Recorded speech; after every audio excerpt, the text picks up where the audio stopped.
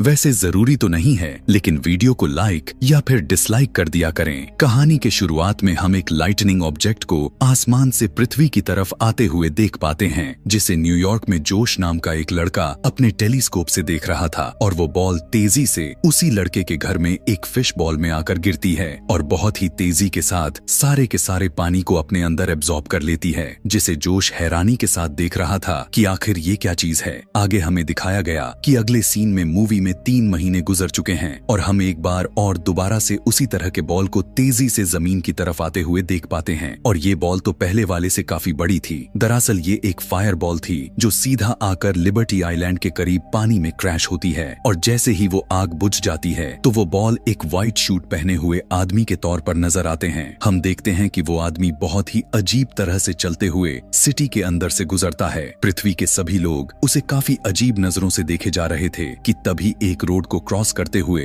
वो एक कार से काफी जोर से टकराता है, लेकिन देखने को मिला कि उसे तो कुछ भी नहीं होता, बस उसके पैर अजीब तरह से मुड़ गया था और जैसे ही कार ड्राइवर उसे रेस्क्यू करने के लिए बाहर आती है तो उसी वक्त वो आदमी वहां से गायब हो जाता है। इसके बाद वो एक सुनसान सी जगह पर जाकर खड़ा हो जाता है और हम देख पाते हैं कि उसका कान एक गेट की तरह ओपन होता है जिसमें से एक टाइनी मैन बाहर निकलता है और वो एक रोप की मदद से उस सफेद कपड़े वाले आदमी के लेग्स पर आता है और वहां पर भी एक छोटा सा गेट था जो वो आदमी वहीं करीब लगे हुए बटन से उसे खोल देता है, जहां इसे बहुत सारे वायर्स डिफेक्टेड मिलते हैं और वो टाइनी मैन उसके लेग की वायर को रिपेयर करना शुरू कर देता है और यहाँ पर लेग को कंट्रोल करने वाला आदमी उसके ब्रेन के पास जाता है और यह सब कुछ देखकर हमें पता चल पाता है कि ये कोई आदमी या फिर कोई एलियन नहीं है, बल्कि ये एक पूरी की पूरी स्पेसशिप है जिसको 100 टाइनी मैन के साथ एलियंस कंट्रोल कर रहे हैं। हम जान पाते हैं कि इस शिप के सारे क्रू मेंबर्स को नंबर से इंट्रोड्यूस करवाया गया हुआ है, जिसमें क्रू नंबर 1 इस शिप का कैप्टन है और क्रू नंबर 2 उसका असिस्टेंट है और आने वाले टाइम में वो दरअसल कैप्टन ही नजर आने वाला है और क्रू नंबर 3 यहाँ के सिस्टम इंचार्ज है। शिप का कैप्टन उस शिप को कमांड बैग से कंट्रोल करता है। यहाँ पर हर बॉडी पार्ट्स को कंट्रोल करने के लिए वहाँ पर टाइनी एलियंस लगे हुए थे जो हर चीज हर काम का रिपोर्ट कैप्टन को करते थे। यहाँ पर रिपोर्ट कैप्टन को सिस्टम इंजीनियर की तरफ से बताया जा रहा था कि एक्सीडेंट की वजह से ये शिप काम नहीं कर रही, लेकिन अर्थ के 2-3 दिन के अकॉर्डिंग ये शिप पूरी तरह से ठीक हो जाएगा। शिप का ट्रैकिंग सिस्टम भी खराब हो चुका था और कैप्टन क्रू मेंबर्स को इसी सिचुएशन में मीटिंग के लिए बुलाता है, जिनके बातों से हमें पता चलता है कि वो लोग प्लैनेट नील से आए हुए हैं क्योंकि उनके प्लैनेट के रिसोर्सेज खत्म हो जाने की वजह से उनका प्लैनेट तबाह होने को आ गया था और उन्हें अर्थ से सॉल्ट के साथ पानी की जरूरत थी जिससे वो अपने प्लैनेट को बचा सकते थे और यही वजह था कि ये सभी उस बॉल की मदद से एशियन ओशन से वाटर और सॉल्ट को कलेक्ट करने के लिए आए हुए थे जो अब उनसे गुम हो गया था और वही वो बॉल था जिसको हमने जोश के पास देखा था और पता चलता है कि उस बॉल का नाम ऑर्ब था और वे सभी एलियंस उस बॉल को ढूंढने के लिए ही यहाँ पर आए हुए हैं। हमारे अर्थ पर मौजूद सॉल्ट नील प्लैनेट को काफी सालों तक एनर्जी दे सकता था, इसीलिए उन्होंने अर्थ पर आने का डिसाइड किया। अब यहाँ पर जोश अपने विंडो से उस ह्यूमन लाइक शिप को देख लेता है और जल्दी वो अपने मॉम को बुलाता है। पता चला कि ये तो वही लड़की थी जिसके कार से वो ह्यूमन शिप टकराया हुआ था। वो दोनों जल्दी से उस शिप के पास आते हैं और वो लेडी उस ह्यूमन शिप से सॉरी कहने लग जाती है। शिप के अंदर एलियंस पहले तो उस लेडी को देखकर घबरा जाते हैं क्योंकि बेशक वो शिप बाहर से इंसान जैसी लगती थी, लेकिन उसको कंट्रोल करने वाले एलियंस यह बात नहीं जानते थे कि वो कैसे आखिर ह्यूमंस की तरह बिहेव करे।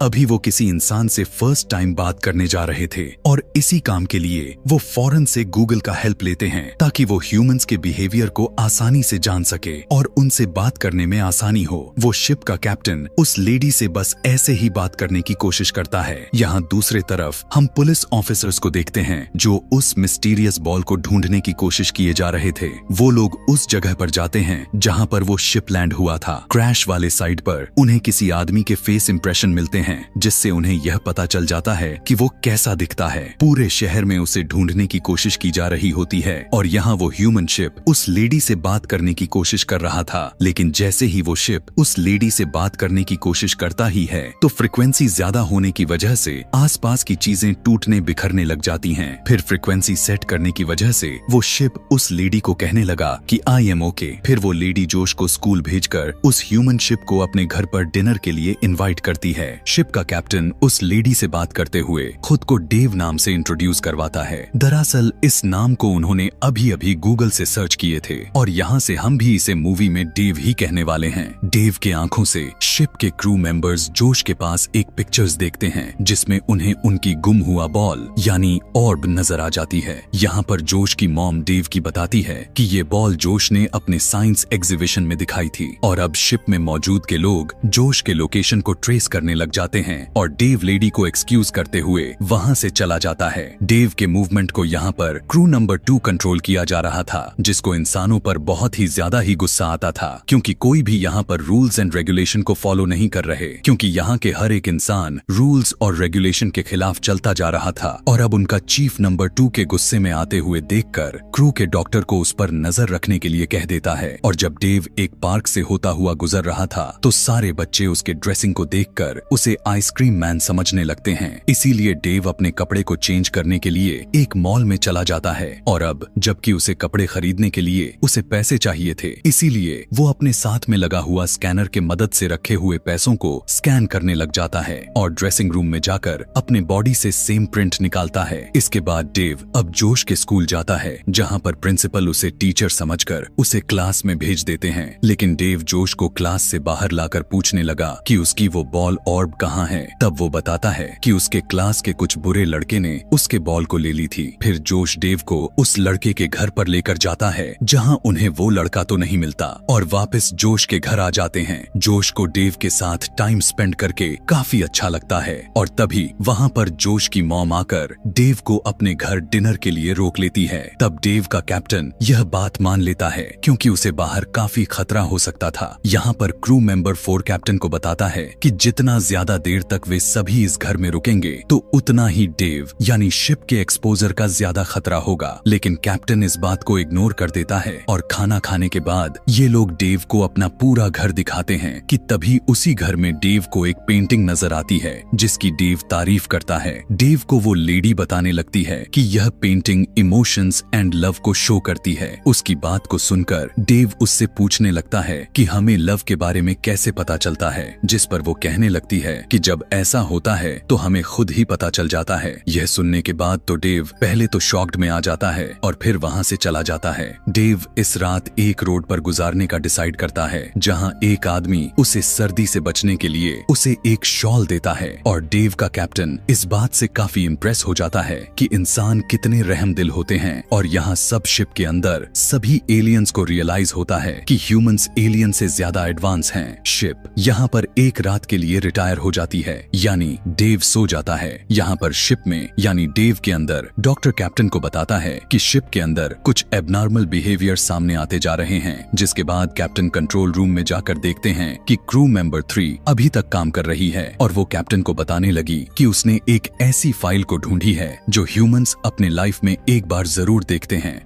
और ये दरअसल एक अमेरिकन इमोशनल मूवी थी, कैप्टन और नंबर 3 उस मूवी को देखते हैं जिसकी एंड पर वो दोनों रो रहे थे। इसके बाद कैप्टन और नंबर 3 दोनों नींद पूरी करने के लिए चले जाते हैं। अगले दिन जैसे ही आता है तो पता चला कि डेव की बैटरी तो सिर्फ 20% ही रह गया है और पुलिस भी उसे ढूंढे जा रही थी। यहाँ पर हम देखते हैं कि डेव जोश के साथ पार्क में जाता है। वहाँ पर ट्रेन ड्राइव लेने के बाद वो ईटिंग कंपटीशन में पार्टिसिपेट लेता है और कंपटीशन को जीतने पर मिलने वाला सॉफ्ट टॉय वो जोश की मम्मी को देता है। यहाँ से बाहर निकलने पर डेव देखता है कि कुछ बच्चे जोश को बुली किए जा रहे थे, इसीलिए उन्हें पनिशमेंट देने के लिए डेव उन्हें उल्टा कर देता है जिससे उन्हें ऑर्ब यानी एलियंस की वो बॉल भी मिल जाती है, जिससे डेव यानी शिप के अंदर के वो एलियंस बहुत ही ज्यादा ही खुश हो जाते हैं और डेव जोश के फैमिली को डिनर के लिए इनवाइट करता है। दरअसल वो जोश के मॉम की बर्थडे को सेलिब्रेट करने के लिए ऐसा करता है, लेकिन क्रू मेंबर 2 कैप्टन के इस बात से मना करता है। वो कहने लगा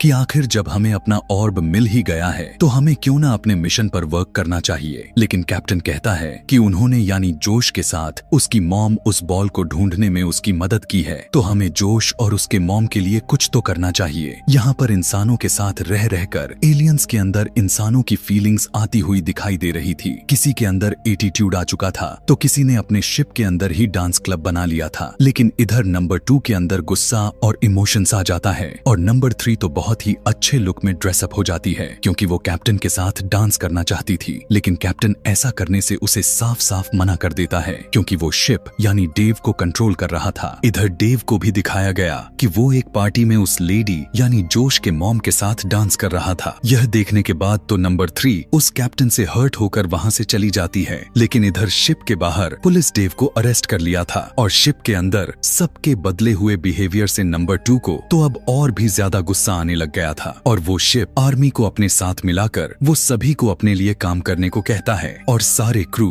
यहाँ तक कि नंबर 3 भी नंबर 2 के साथ मिल जाती है। पुलिस स्टेशन जहाँ इन्वेस्टिगेशन रूम के अंदर डेव के ओपन स्पीकर्स की वजह से ऑफिसर्स एलियंस की सारी बातें सुन रहे होते हैं। तब उनकी बातों से पुलिस को लगता है कि ये एक एलियन सोल्जर है, जिसके बाद यहाँ के वो दोनों पुलिस ऑफिसर्स इन्वेस्टिगेशन रूम से चले जाते हैं। शिप के अंदर अब न्यू लीडर सभी को वार्न करते हुए कहने लगा कि अब यहाँ पर कोई भी गलत बिहेवियर शो नहीं करेगा कि तभी इन्वेस्टिगेशन रूम के अंदर डेव यानी वो शिप अपने हैंड पिस्टल को यूज करते हुए पुलिस स्टेशन के वॉल को तोड़ देता है और यहाँ से बाहर जाने लग जाता है। पुलिस उसे रोकने के लिए उसे शूट तो करती है, लेकिन उनके कोई भी बुलेट उसके बॉडी यानी शिप पर किसी भी तरह का प्रभाव नहीं पड़ रहा था। डेव यानी उस शिप के अंदर एक एलियन अपने न्यू लीडर के गुस्से से बचने के लिए शिप से बाहर जंप कर देता है। डेव के आंखों के थ्रू लीडर यानी नंबर 2 जो अब काफी गुस्से में आ चुका था, वो अब जोश की मदर को देख लेता है और अपने न्यू लीडर के अकॉर्डिंग डेव अपने नए मिशन को पूरा करने के लिए आगे बढ़ जाता है। यहाँ पर हम देखते हैं कि नंबर 2 जोश में आकर अपने काम को अंजाम देते जा रहा था, जिससे अब जाकर नंबर 3 की मिशन खराब होने की टेंशन हो जाती है। इसीलिए वो जल्दी से अपने असली कैप्टन यानी नंबर 1 को छुड़वा लेती है, लेकिन वो दोनों उनके हाथों पकड़े जाते हैं और उन दोनों को डेव के नाक के जरिए बाहर निकाल दिया जाता है और वो टाइनी एलियन ह्यूमन से बचने के लिए कोशिश करने लग जाते हैं कि तभी दोनों लड़ते हुए एक प्लास्टिक बैग को देखते हैं और वो उसे हॉट एयर बैलून की तरह यूज करके शिप तक पहुंचने की कोशिश करते हैं, लेकिन वो तो बैग एक बस के विंडो स्क्रीन वाइपर पर जाकर स्टक हो जाता है। वो वाइपर भी एक लॉन्चर का काम करता है और वो सीधा उन दोनों को डेव पर फेंकता है और यहाँ पर कैप्टन नंबर 3 से सॉरी कहता है और कहता है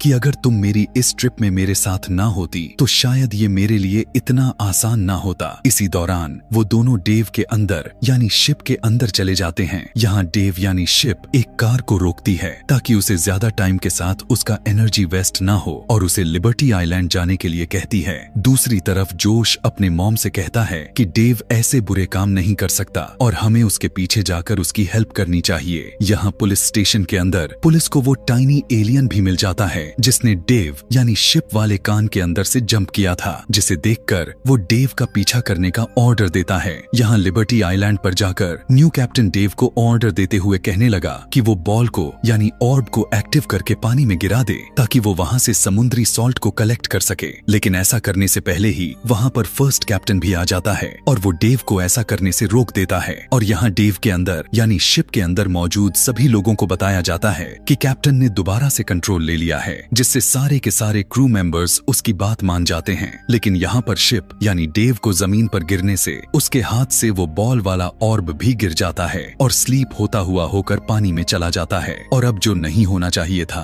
वही हो जाता है। वो ऑर्बोसेन का सारा पानी अपने अंदर एब्जॉर्ब करने लग जाता है, जिसे कैप्टन रोकने की काफी कोशिश तो करता है, लेकिन इस काम के लिए काफी एनर्जी की जरूरत पड़ने वाली थी जो कि उसके पास तो नहीं थी। अब यहाँ पर वो अर्थ को बचा सकते थे या फिर अपने प्लेनेट पर वापस जा सकते थे। तब कैप्टन अपने क्रू से अर्थ को बचाने के लिए परमिशन लेता है, जिस पर सारे के सारे एग्री भी हो जाते हैं क्योंकि उन्होंने अर्थ से बहुत कुछ सीख लिया था, दूसरों के साथ कैसे रहा जाता है और उनसे प्यार कैसे किया जाता है, इसी के साथ उनकी मदद भी करना। और अब डेव अपने सारे एनर्जी को यूज करते हुए अर्थ को बचा लेता है, लेकिन पता चला कि यहाँ पर तो डेव की पावर्स ही खत्म हो गई है और इतने ही देर में वहाँ पर पुलिस भी आ चुकी थी। यहाँ पर जोश भी पुलिस के साथ ही था, मगर वो जल्दी से पुलिस का टेजर को यूज करते हुए डेव को चार्ज कर देता है और जैसे ही डेव चार्ज हो जाता है तो उसका मुंह किसी गेट की तरह ओपन हो जाता है, जिसमें से कैप्टन और नंबर 3 निकलकर बाहर आते हैं और वो पुलिस को अपने बारे में सब कुछ बता देते हैं। और वो जोश और उसकी मॉम को बाय कहते हुए यह कहते हैं कि हम किसी और प्लेनेट से अपनी एनर्जी रिसोर्सेज को ले लेंगे, लेकिन अर्थ को नुकसान नहीं पहुंचाएंगे। तब यह बात सुनकर पुलिस उसके दूसरे एलियन को उनके शिप में रख देती है, यानी वही एलियन जो डर कर शिप से जंप लगा दिया था। इसके बाद डेव अपने प्लैनेट पर जाने का तैयारी करता है और उसके पूरे बॉडी से करंट फ्लो होता है और जैसे ही वो ऊपर उड़ने के लिए मूव करता है कि तभी वहां पर FBI की एंट्री हो जाती है, जो हेलीकॉप्टर से डेव पर ट्रैप डालकर उसे पकड़ लेते हैं। और अब जैसे ही ऑफिसर्स उनके पास आने वाले थे, शिप के सारे क्रू मेंबर्स शिप के एक डिटैचेबल पार्ट यानी लाइफ बोट में इकट्ठे हो जाते हैं, जो कि डेव का शू था, और वो उस शू में लगा हुआ रॉकेट को स्टार्ट करते हुए वहां से चले जाते हैं। और यहाँ सबके सामने शिप के साथ नंबर 2 रह जाता है, जिसे वो लोग छोड़ गए थे। यहाँ लाइफ बोट में कैप्टन नंबर 3 को प्रपोज करता है और इसी के साथ ही ये मूवी, ये कहानी यहीं पर खत्म हो जाती है। ऐसी ही और भी मजेदार सी मूवी कहानी देखने के लिए कमेंट में नेक्स्ट लिखना ना भूलें। Thanks for watching.